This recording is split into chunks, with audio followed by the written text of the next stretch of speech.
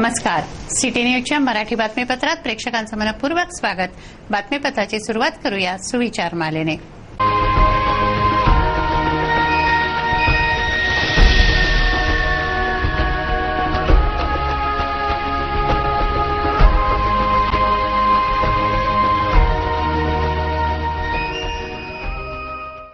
आता बघूया बातमीपत्रातील ठळक बातम्या.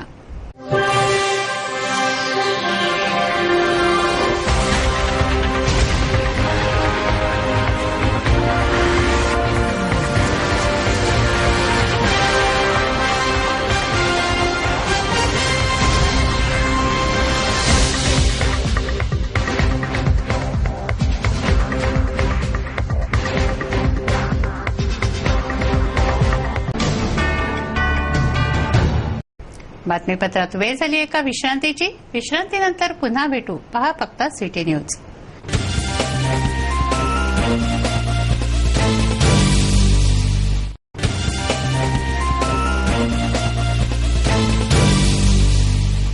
विसाव्या अंती पुन्हा आपलं स्वागत आहे. चला बघूया बातम्या विस्तारित स्वरूपात.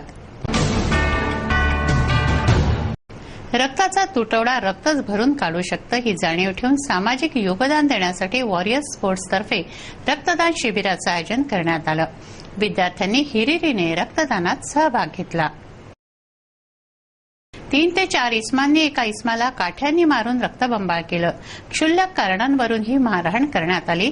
38 वर्षीय श्यामलाल यादव असं जखमी इस्माचं नाव असून ते बडनेरा नवी वस्तीचे रहिवासी आहेत. ये शाम का बड़ा भाई, ये आरोपी जो है नितिन बालकिशन यादव, और ये 4 भाई हैं. रवि बालकिशन यादव, नितिन बालकिशन यादव, सचिन बालकिशन यादव. इसके पहले भी 2-4 बार घर पर आके हमारे माँ बाप को गाले दिए, झगड़े करते थे. हम हाथ मजदूरी वाले लोग, मैं ऑटो रिक्शे चलाता, ये गैया का दूध निकालता, गाय चराता, हमसे हमारा पेट भरना नहीं होता. मैडम आज काय के लिए मारा गया इनको? आज ये बस रोड से जा रहे हैं क्या, तो बस रोड से जाता आदमी 270 उसने दूसरा को आदमी से किया कि भाई तूने हमारे साथ देखा गाय को. अब आदमी रोड से चलेगा, हाथ बंद करके तो चलेगा नहीं. हनुमान जी के मंदिर पे वो क्या करते हैं? वहाँ पर बैठे कैरम खेलते रहते, वहाँ पे चलत चलते, वहाँ पे दारू पिए जाता बैठ के. पोलिसांतर्फे नागरिकांना मोठ्या प्रमाणावर संदेश प्रसारित करण्याकरता पोलीस नियंत्रण कक्षात व्हॉट्सअॅप सुविधा सुरू करण्यात आली आहे, जेणेकरून नागरिकांना अवैध धंदे, वाहतूक समस्या, अपघात, गुन्हे याविषयीची माहिती पोलिसांना ताबडतोब देता येईल. पोलीस नियंत्रण कक्षात व्हॉट्सअॅप क्रमांक आहे 99 23 07 86 46. कला जोपासून तिच्या माध्यमातून भगवंताची, समाजाची सेवा करणारे, वृत्तीने कलंदर परंतु अभिजात संगीताचा वारसा चालवणारे अनेक कलावंत आहेत. अकोल्याचे मोहन थामेत हे त्यापैकीच एक असून मा रेणुका भजन संध्येच्या माध्यमातून ते वन मॅन शो, हिंदी भक्तिगीत, अभंग, गवळण यांचे स्टेज प्रोग्राम करतात. गणेशोत्सव, नवरात्र उत्सवाच्या पार्श्वभूमीवर त्यांना संधी देण्याचं आवाहन मोहन थामेत यांनी सिटी न्यूजच्या माध्यमातून केलं आहे. भजन संध्या गायन म्हटलं की वाद्यवृंद हा आलाच, परंतु सतार, बासरी यांचे आवाज हुबेहूब काढून श्री मोहन थामेत स्टेज प्रोग्राम करतात.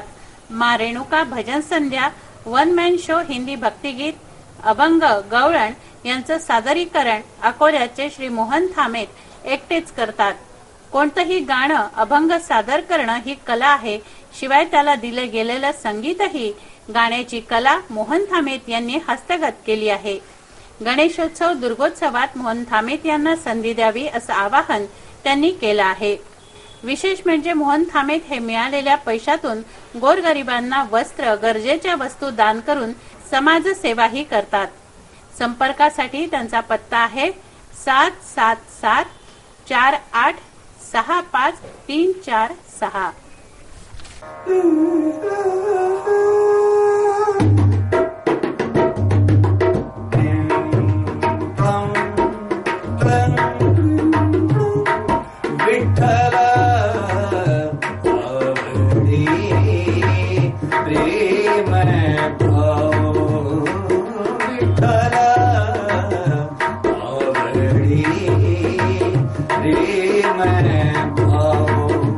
विठ्ठल नामाचा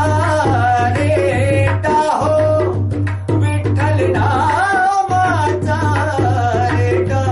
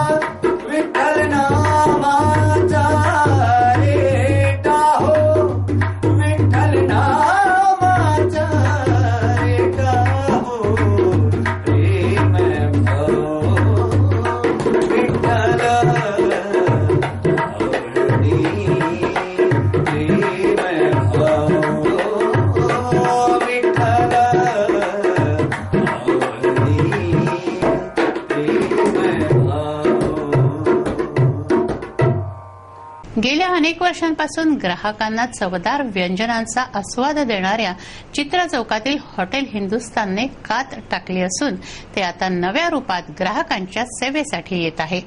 स्पेशल बारसह व्हेज नॉनव्हेजचा तडकाही येथे आहे. याविषयीची माहिती पत्रकार परिषदेत देण्यात आली. हॉटेल हिंदुस्थान आता नवीन रूपात ग्राहकांच्या सेवेत येत आहे. याविषयीची माहिती पत्रकार परिषदेत देण्यात आली. स्पेशल बारसह व्हेज नॉनव्हेजचा तडका येथे राहणार असून बार परमिट रूम आईना, Navtara AC family restaurant, 41 AC room, veg नॉनव्हेजच्या किचन वेगवेगळ्या अशा विविध अत्याधुनिक सेवेसह हॉटेल हिंदुस्थान ग्राहकांना सेवा देणार आहे. संचालक अनुराग तरडेजा यांनी याविषयी पत्रकार परिषदेत माहिती दिली. हमारे होटल में 41 एसी रूम्स है, वो पूरे के पूरे एसीज है, इन्वर्टर टेक्नोलॉजी का पूरे एसी लगे हुए हैं. उसके बाद में शादी ब्याह के लिए 4 बैंकेट हॉल्स है, ओपन टेरिस है. ओपन टेरिस में 1200 से 1500 लोगों का खाना होता है प्रोग्राम. दरबार हॉल में 500 से 600 लोगों का होता है और बाकी बैंकेट हॉल 100 लोगों के करीब, 70 लोग, 80 लोग, इस तरीके के 4 बैंकेट हॉल है. एक फैमिली रेस्टोरेंट किया गया है, एसी फैमिली रेस्टोरेंट, जिसमें नवतारा नाम हमने उसका रखा गया है. उसका वेज नॉनवेज स्पेशली किया है. वेज का किचन अलग, नॉनवेज का किचन अलग किया गया है. उसके बाद में हमारा एक परमिट रूम बियर बार चलता है, आईना बियर बार. उसका भी हमने काफी सज धज के काफी अच्छे तरीके से डेवलप किया है. ग्राहकों के लिए विशेष क्या ऐसी सुविधा है जो अभी आपने बताया कि मेंबर कार्ड? वो हम लोग मेंबरशिप कार्ड बनवाना चालू हो जाएंगे 1 तारीख से. उस कार्ड की सुविधा, उस पर साल भर कुछ न कुछ डिस्काउंट दिया जाएगा.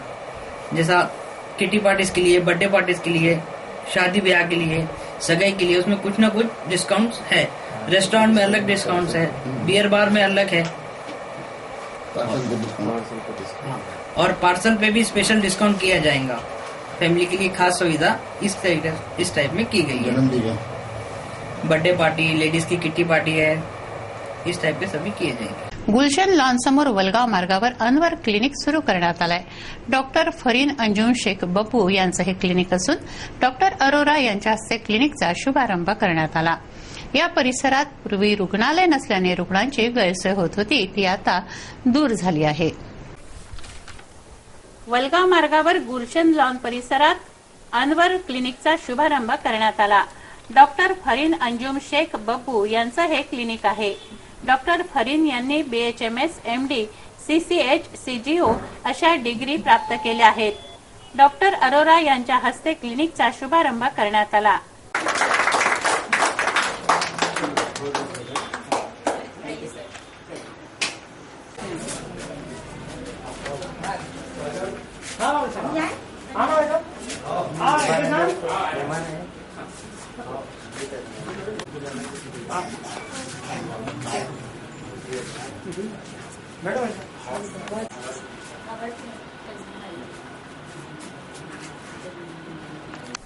किडनी स्टोन, सांधेदुखी, भगंदर, केस गळणे, ॲलर्जी, मानसिक तणाव, हृदयासंबंधीचे आजार अशा सर्व आजारांवर डॉक्टर फरीन नामी उपचार देणार आहेत.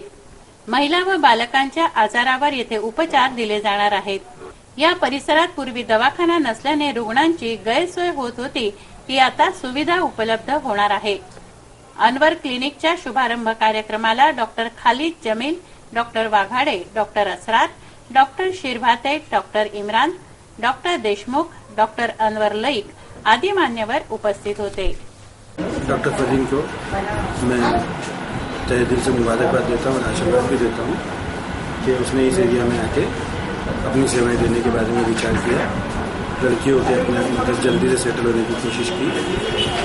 तो मैं काफ़ी समय से पहचानता हूँ, काम अच्छा करती है. होम्योपैथी से किया है और एलोपैथी में भी काफ़ी काम किया है. ICU में काम किया है, तो उसको अब समझता है कि कब किस समय क्या करना है. इस एरिया के मरीजों को जो ज़रूरत है आज, तो डॉक्टर फरीन मेरे को ऐसा लगता है कि उनको अच्छी सेवाएं दे पाएंगी. तो मेरे को काफ़ी अच्छा लग रहा है इस जगह पे आके उसने ये चालू किया है. और मेरी बहुत बहुत शुभकामनाएं उसके साथ. मैं डॉक्टर फरीन अंजुम शेख बप्पू. आपको मुझे बताना है कि मैंने यहाँ पे क्लिनिक स्टार्ट किया है और मेरी जो डिग्री है वो BHMS है. मतलब मैंने इसलिए यहाँ पे चालू किया है, मुझे ऐसा लगता था यहाँ पे कोई लेडी डॉक्टर नहीं है और होना चाहिए था. और यहाँ पे मतलब लेडीज़ के लिए, बच्चों के लिए सभी फैसिलिटीज हैं यहाँ पर। मतलब लेडीज़ को जो प्रॉब्लम आता है, इधर हॉस्पिटल में उधर जाना पड़ता है, तो बहुत प्रॉब्लम होता है। इसके लिए मैंने सोचा कि मैं यहाँ पे अपनी कौम की खिदमत करूँ, इसके लिए मैंने ये क्लिनिक स्टार्ट किया। बातमीपत्रात घेऊया काही क्षणांचा विसावा. विसाव्यानंतर पुन्हा भेटू. पहा फक्त सिटी न्यूज.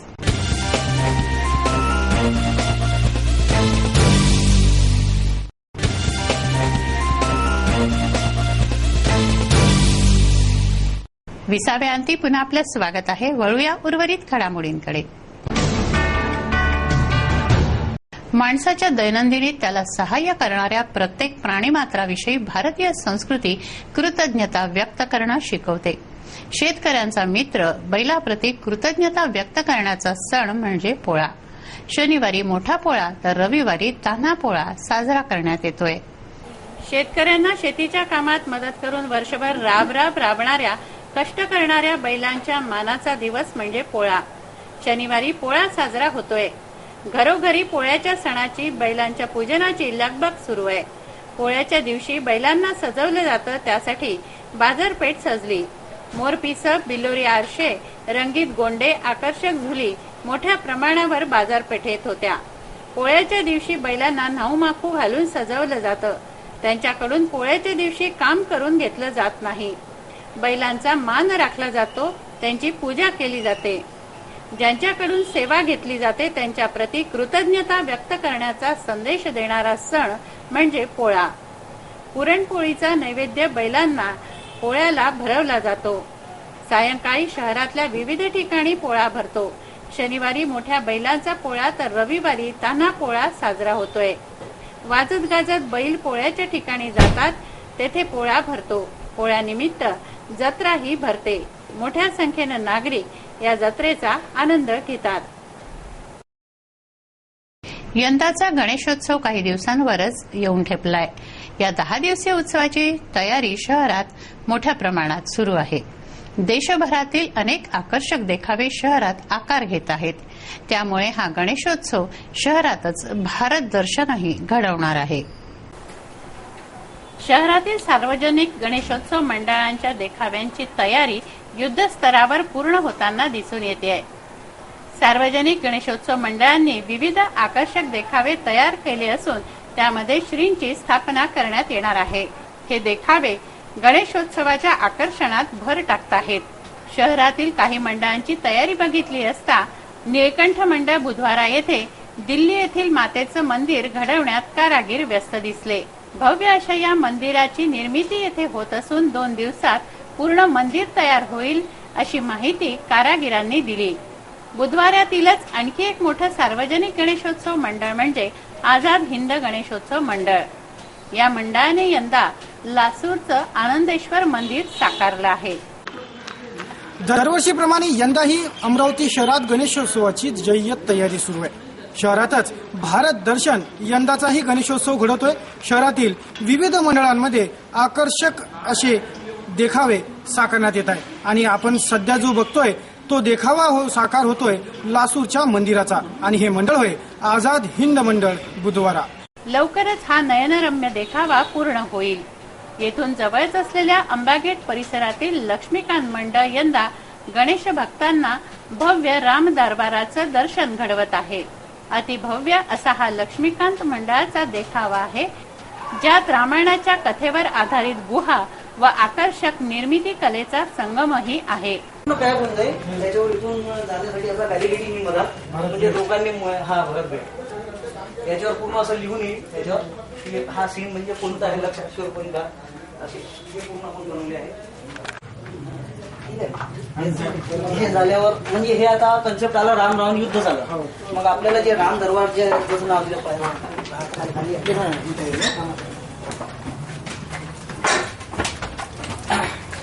हे पूर्ण झाल्यावर इकडे आपली दरबाराची मूर्ती. शहरातील गणेशोत्सवाची माहिती घेताना आपण पोहोचलोय महानगरातील गेट या परिसरातील लक्ष्मीकांत मंडळात. लक्ष्मीकांत मंडळ दरवर्षी नानाविध देखावे गणेशोत्सवादरम्यान साकार करतं. यंदाही या मंडळानं काल्पनिक असा राम दरबारचा देखावा साकार करण्यास सुरुवात केली आहे. हा देखावा काही दिवसातच पूर्ण होईल आणि जेव्हा हा देखावा पूर्ण होईल तेव्हा माझ्या मागे जो मी तो पहाड बघताय त्या पहाडावरून पाणी बरसताना दिसेल आणि त्या पाण्याच्या परिसरातच भगवान राम यांची प्रतिमा सुद्धा असणार आहे. हा देखावा खरंच खूप नयनरम्य असणार आहे आणि पूर्ण रामायणाची सुद्धा इथून माहिती समस्त गणेश भक्तांना मिळेल. त्यामुळे हा देखावा पूर्ण झाल्यानंतरच या देखाव्याची मजा येईल यातील मात्र शंका नाही. शहरातील आणखी एक नामांकित गणेशोत्सव मंडळ म्हणजे न्यू आझाद गणेशोत्सव मंडळ. न्यू आझाद मध्ये दरवर्षी विदर्भाच्या राजाची विशाल मूर्ती स्थापित असते. विदर्भाच्या राजाचा दरबार येथे भरतो. यंदाही येथे श्रींची भव्य दिव्य मूर्ती व दरबार घडवण्यात कारागीर व्यस्त आहेत. दिवस रात्र काम करून हा देखावा पूर्ण केला जातोय. महानगरातील इरविन चौक या परिसरात आपण सध्या पोहोचलोय आणि इथे विदर्भाचा राजा आकार घेतोय. न्यू आझाद हिंद गणेशोत्सव मंडळाच्या वतीनं या विशाल स्थळी दरवर्षी विदर्भाच्या राजाची स्थापना करण्यात येते आणि हा विदर्भाचा राजा मोठ्या डौलाने मोठ्या ऐटीत येथे विराजित होतो. गणेशोत्सवाला आता केवळ बोटावर मोजण्या इतके दिवस उरले असल्याने या विदर्भाच्या राजाच्या महादरबाराला आकार देण्याची लगबगही येथे वाढली आहे. दिवस रात्र काम करून या देखावाला अंतिम रूप देण्यात येत आहे. रुक्मिणी नगर येथील श्री रुक्मिणी गणेशोत्सव मंडळ यंदा अक्षरधाम मंदिर साकारतंय. या अक्षरधाम मंदिरात श्रींच्या 12 फूट मूर्तीची स्थापना केली जाणार आहे. अक्षरधाम मंदिराच्या देखाव्यावर शेवटचा हात कारागीर फिरवत आहेत. शहरातच भारत दर्शन हे अमरावतीच्या गणेशोत्सवाचं नेहमीच वैशिष्ट्य राहत आलेलं आहे आणि यंदाही ही परंपरा अमरावती नगरीनं कायम ठेवली आहे. शहरातील सध्या आपण सायन्सकोर मैदानातील श्री रुक्मिणी गणेशोत्सव मंडळाचा देखावा बघतोय आणि हा देखावा जो माझ्या मागे साकार होतोय तो देखावा आहे श्री अक्षरधाम मंदिराचा. अक्षरधाम मंदिराचा या देखाव्यावर अंतिम रूप देण्याचं काम सुरू आहे आणि लवकरच हा देखावा गणेशोत्सवासाठी तयार केला जाईल. शहरातील सगळ्याच गणेशोत्सव मंडळांनी यंदाच्या गणेशोत्सवात आनंद व उत्साहाची भर घालण्याचं नियोजन केलं आहे. लवकरच हे देखावे गणेशोत्सव सुरू होताच नागरिकांसाठी उपलब्ध होतील. या 10 दिवसीय गणेशोत्सवासाठी लागणाऱ्या श्रीमूर्त्या सुद्धा मोठ्या प्रमाणात आकार घेत आहेत. यंदाचा गणेशोत्सव अवघ्या बोटावर मोजण्या इतक्या दिवसांवर ठेवला आणि या उत्सवाची तयारी अवघी अंबानगरी करते. उत्सवासाठी लागणाऱ्या श्रीमूर्त्याही मोठ्या प्रमाणात तयार होत आहेत. शहरात विविध ठिकाणी श्रीमूर्त्या बनवण्यात येत असून आता सध्या या विशाल श्रीमूर्त्यांवर अखेरचा हात फिरवला जातोय. गणेश चतुर्थीला बाप्पाची स्थापना होईल आणि अनंत चतुर्दशी पर्यंतचे 10 दिवस शहरात गणेशोत्सवाची धूम राहणार आहे. गणेशोत्सवामधील हे आकर्षक देखावे म्हणजे अमरावतीकरांसाठी मेजवानीच आहे. आणखीही काही गणेशोत्सव मंडळांची माहिती अशीच आपणापर्यंत पोहोचवत राहील सिटी न्यूज.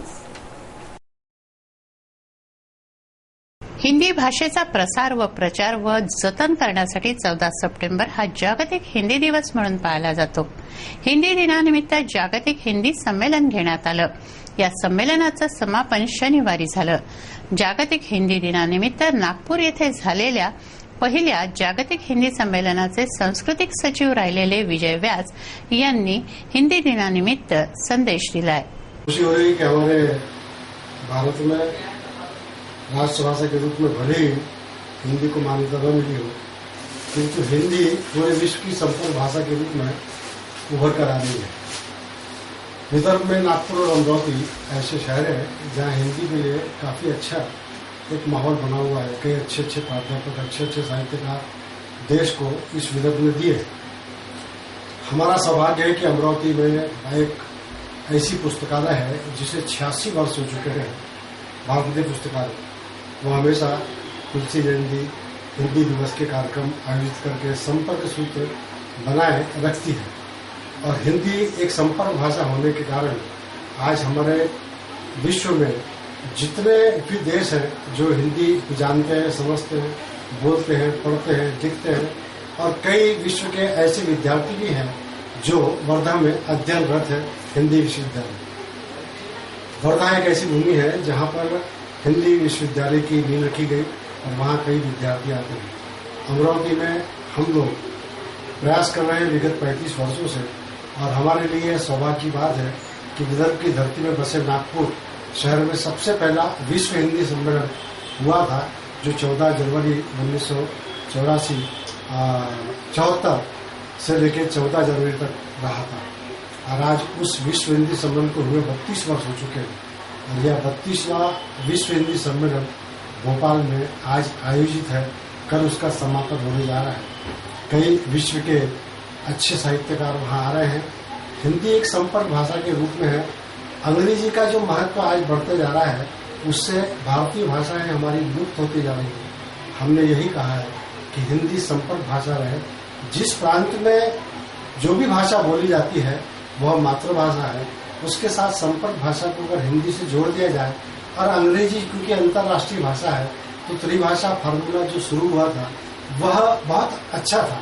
और हिंदी के लिए यह एक जानकार लोगों को भी है कि आज छोटे से छोटा आदमी क्यों ना हो, बड़ों से बड़ा व्यापारी क्यों ना हो, विज्ञापन का क्षेत्र क्यों ना हो, मीडिया का क्षेत्र क्यों ना हो, हिंदी समाचार पत्र का क्षेत्र क्यों ना हो, हिंदी भाषा भाषी आपको सर्वाधिक अखबार, सर्वाधिक मीडिया आज हिंदी के संपर्क में है। लोग जो थोड़ा विरोध करते हैं, मैं उनसे कहना चाहता हूं कि संपर्क की भाषा कैसी मिले। हर प्रांत में जाइए, हिंदी एक से नहीं मिलेगी, किंतु हिंदी में जो एक स्नेह है, प्यार है, दुलार है, एक अपनत्व है, एक उसमें समरसता जैसी चीज है, वो अन्य भाषा में देखने में नहीं मिलती। हम चूंकि महाराष्ट्र में रहते हैं, हर भाषा का अपना एक महत्व है। भारतीय सभी भाषाएं उच्च श्रेणी की है। जैसे कि मैं उदाहरण देना चाहूंगा कि मराठी भाषा में हम देखते हैं, मी तुझ्याकडे काल आलो होतो, मी तुझ्याकडे उद्या येणार। और हिंदी में आज भी हम कल आया था और कल आएगा, कल आऊंगा, यह कहा जाता है। देखिए कितनी परिमार्जित है हमारी मातृभाषा मराठी की। कल के लिए उसको उद्या का प्रयोग करते हैं, पास्ट टेंस जो भूतकाल है उसे तो हम कल भी कहते हैं और आने वाले कल को भी कल कहते हैं। तो इस प्रकार हर भाषा में कई ऐसी चीजें हैं जो उसको समरस करते हुए अगर हम हिंदी को बढ़ाएं तो ये हिंदी दिवस की सार्थकता होगी। वैसे तो पूरे देश में हिंदी सप्ताह मनाया जाता है, कई जगह सिर्फ औपचारिकता ही पूरी की जाती है और किसी अतिथि को बुलाकर उसका समारोह कर दिया जाता है, किंतु हिंदी को जब तक आत्मसात नहीं किया जाएगा, उससे प्रयास नहीं किया जाएगा। अब आपने देखा होगा कि आज की पीढ़ी के नए बच्चे जो हैं वह इंग्लिश मीडियम से पढ़ रहे हैं। घर में सभी के 99% लोगों के घरों में हिंदी बोली जाती है, मराठी बोली जाती है, किंतु हिंदी में पढ़ नहीं सकते, लिखना भी नहीं आता। और पहले जमाने के लोग थे, चौथी पास हो जाते थे, आप देखिए वो उंगलियों पर गणित कर लेते थे, बोल लेते थे, अच्छी भाषा का प्रयोग कर लेते थे। किंतु महावीर प्रसाद द्विवेदी ने आज से पहले कहा था, कई साल पहले, कि अगर किसी देश को आजन्म गुलाम बनाए रखना है तो उस देश पर किसी भी सैनिक की आवश्यकता नहीं है। उस देश पर अपनी भाषा थोप दो तो वह देश आजन्म गुलाम रहेगा। हमारा दुर्भाग्य है कि विश्व की यह ऐसी धरती जो हरी भरी है, ऐसी धरती कहीं नहीं है जहाँ हर प्रांत के अंदर भाषा भाषी है, वहाँ की उपज, वहाँ का निर्माण, वहाँ की उत्पत्ति अलग अलग है। और तीनों तरह से समुद्र है, ऊपर हिमालय है। हमारे यहाँ एक सोम ठाकुर कवि हुआ करते थे, वो कहते थे कि मेरी भारत की माटी है चंदन और अबीर, 100 नमन करूं मैं मैया, 100 नमन करूं है। और उसमें उन्होंने कहा था कि गंगा ईश नवावे, सागर चरण पखारे, गंगा ईश नवावे शीश, मेरे भारत की माटी है चंदन और अबीर। ऐसी माटी से जो देश को संदेश देती आई है, हजारों वर्षों से कई ऋषि मुनियों ने यहाँ पर तपस्या की है, और आज भी इसे हम मौलिक भाषा के रूप में अपनाएं और धीरे धीरे अपने बच्चों को भी अंग्रेजी को मोह त्यागती है, घर में उनकी माताएं, उनकी दादी, उनकी नानी, उनके साथ संपर्क स्थापित करके उन्हें लिखना पढ़ना सिखाएं। आज बच्चे बोलते हिंदी है किंतु पढ़ नहीं सकते। ये अंग्रेजी का मोह हमें त्यागना होगा। हमारी मातृभाषाएं जितनी भी इस देश में है, उसकी अगर उसका हमें विकास करना है तो संपर्क भाषा के साथ हमें हिंदी को अपनाना होगा। इसी हिंदी दिवस के उपलक्ष्य में, उसकी पूर्व संध्या पर हम आज ये कहने जा रहे हैं कि जितने भी लोग हैं वे प्रयास करें, क्योंकि यह देखिए हिंदी में हम स्नेह कहते हैं, प्यार कहते हैं, दुलार कहते हैं। अंग्रेजी में एक ही शब्द है लव। अब लव के नाम से कई लोग उल्टी सीधी भाषा का प्रयोग करते हैं। वहाँ स्नेह है, दुलार है, प्यार है, ये सारी चीजें हिंदी में जहाँ मिलती है और कहीं नहीं मिलती। इसलिए हम चाहते हैं किस भाषा के साथ में समरसता स्थापित की जाए। जैसा कि आपने देखा होगा, प्रधानमंत्री मोदी जी ने भी भारत के जो 32वें विश्व हिंदी सम्मेलन का भोपाल में उद्घाटन किया, उन्होंने भी यही कहा कि जितनी भी भाषा है भारत की, उसमें समरसता लाने का काम हिंदी करती है। नमक की एक चुटकी अगर नहीं डाली जाए दाल में तो दाल फीकी रखती है। इसी प्रकार उसे हम चुटकी भर कहीं न कहीं उपयोग में लाएं तो निश्चित रूप से हिंदी का विकास हो सकता है। अंत में मैं हिंदी के लिए इस उक्ति को अपनाऊंगा कि सत्य को हम अंत तक मिटने नहीं देंगे, आस्था के सुमन को झरने नहीं देंगे। अंग्रेजी तुमको यह अहिंसा की चुनौती है, हम मरे किंतु हिंदी को मरने नहीं देंगे, हम मरे किंतु हिंदी को मरने नहीं देंगे। आप सभी का बहुत बहुत धन्यवाद। 14 सप्टेंबर रोजी सोमवारी हिंदी दिवस साजरा होतोय। हिंदी दिनानिमित्त अमरावती मंडल कार्यालय खापर्डे बगीचा येथे सत्कार समारंभ घेण्यात येतोय। सप्तरंगी हिंदी साहित्य संस्था व हिंदी विकास परिषदेतर्फे डॉक्टर शंकरजी बुंदिले यांचा सत्कार करण्यात येतोय। हिंदी साहित्य संस्था और हिंदी विकास परिषद ने संयुक्त रूप से हिंदी दिवस मनाने का प्रण किया है। सोमवार 14 सितंबर को शाम 5 बजे अमरावती मंडल के कार्यालय में यह आयोजन है, जिसमें अमरावती विद्यापीठ के हिंदी विभागाध्यक्ष आदरणीय डॉक्टर शंकरजी बुंदेले का केंद्रीय मंत्रालय में हिंदी सलाहकार नियुक्त होने पर भव्य सत्कार किया जाएगा। उसी प्रकार शहर के प्रसिद्ध कवियों की काव्य गोष्ठी का भी इसमें आयोजन रहेगा। मैं लक्ष्मीकांत खंडेलवाल सभी हिंदी प्रेमियों से अनुरोध करता हूं कि इस आयोजन में अवश्य सम्मिलित हो। धन्यवाद। 14 सितंबर हिंदी दिवस के अवसर पर मेरी सभी हिंदी प्रेमियों को हार्दिक हार्दिक शुभकामनाएं।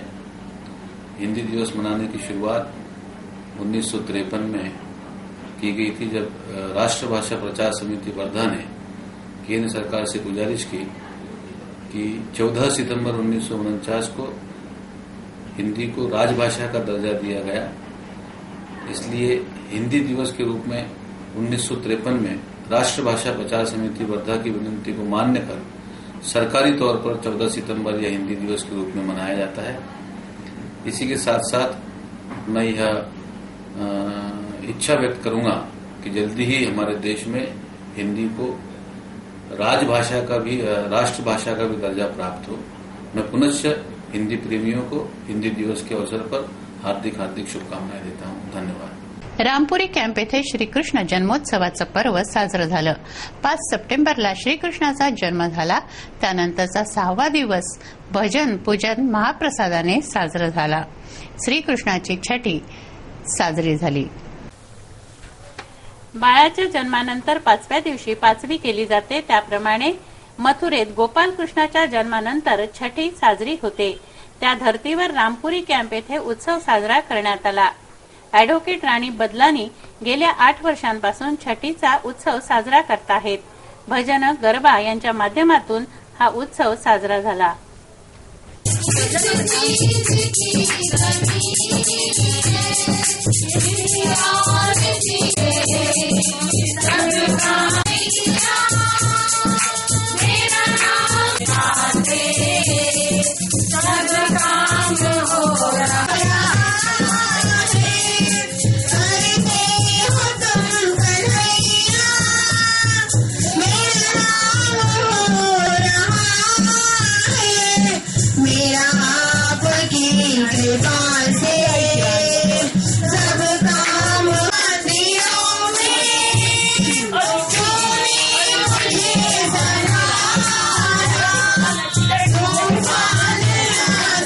एक नजर बातमीपत्रातील अन्य महत्त्वाच्या घटनांवर।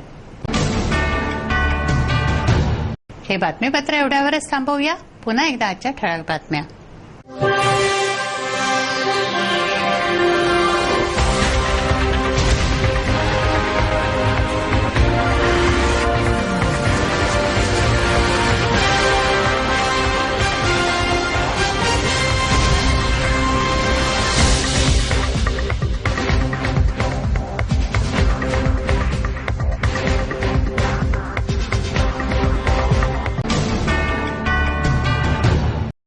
वेळ झाली आहे आपली रजा घेण्याची. आपणास काही माहिती द्यायची वा काही सुचवायचे असेल तर आमच्याशी थेट संपर्क करा.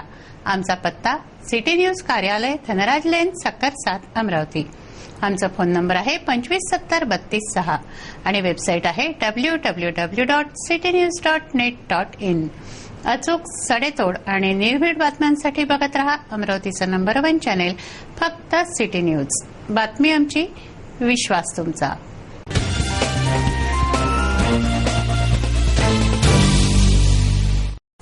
अमरावती कृषी उत्पन्न बाजार समितीच्या निवडणुकीत राजकीय व प्रचाराची रंगत ज्या मतदारसंघाने वाढवली त्या मतदारसंघातून विजयी कोण होणार याची समीकरणं सध्या जुळवली जात आहेत. व्यापारी अडते मतदारसंघाचे उमेदवार सतीश अट्टल व गजानन वानखडे यांनी प्रचारात चांगलीच आघाडी घेतली आहे. मतदारांमध्ये अट्टल वानखडे हे उमेदवार म्हणजे स्वच्छ प्रतिमा व काहीतरी करण्याची वृत्ती असणारे ही ओळख. त्यामुळे या मतदारसंघात सतीश अट्टल व गजानन वानखडे यांचे पारडे जड आहे असं चित्र आहे. सतीश अट्टल व गजानन वानखडे यांचे पारडे जड असलं तरी त्यांना राजकारणी मात देऊन पुढे जाण्याचीही दाट शक्यता आहे. प्रमोद सुरेंद्र इंगोले व परमानंद अग्रवाल हे दोन्ही उमेदवार मुरब्बी राजनीती व कूटनीतीचा डाव साधण्यात पटाईत आहेत. प्रमोद इंगोले यांच्या मागे विलास इंगोले यांच्या राजकारणाची साथ आहे. तसंच ते स्वतंत्र ओळख कमावून मतदारांमध्ये आपला ठसा उमटवण्यात बऱ्याच प्रमाणात यशस्वी झाले आहेत. यासह परमानंद अग्रवाल यांनीही मतदारांमध्ये आपली स्वतंत्र ओळख तयार करण्याची बाजू समर्थपणे हाताळली आहे. त्यामुळे राजनीती व कूटनीतीचा या दोन्ही मुरब्बी राजकारण्यांचा डाव साधला गेला तर प्रमोद इंगोले व परमानंद अग्रवाल यांची वर्णी संचालकपदी लागू शकते. व्हायला काहीही होऊ शकते, कारण ही निवडणूक आहे. या निवडणूक रिंगणातील आणखी उमेदवार राजेश पाटील हे माजी नगरसेवक. भाजपाशी ते जुळलेले आहेत. गट फोडण्यातही ते माहीर आहेत आणि या निवडणुकीत जे मराठा पाटील मतदार आहेत त्यांच्या जोरावर राजेश पाटील यांची ही वर्णी संचालक म्हणून लागण्याचीही दाट शक्यता निवडणूक वर्तुळात वर्तवल्या जात आहे. आणखी एक माजी नगरसेवक या निवडणुकीच्या रिंगणात आहेत, ते म्हणजे राजेंद्र नांगलिया. वक्तृत्वात अव्वल, धडाडीने भरपूर असा हा उमेदवार स्वतःच आपला प्रचार करतोय. मतदारांना काय चांगले ते पटवतोय. त्यांची बाजू मतदारांना जमली तर राजेंद्र नांगलिया यांचेही सूत जमू शकते. अशी रोमांचक व मोठ्या अटीतटीची ही लढत कृषी उत्पन्न बाजार समितीच्या व्यापारी अडते मतदारसंघात रंगतेय. मंगळवारी या कृषी उत्पन्न बाजार समितीच्या निवडणुकीचं मतदान. या दिवशी मतदानाची टक्केवारी व कुणाचे पारडे जड हे बघून निकालाचंही चित्र बरंच स्पष्ट होईल. तोवर सुरू आहे प्रचाराची रणधुमाळी.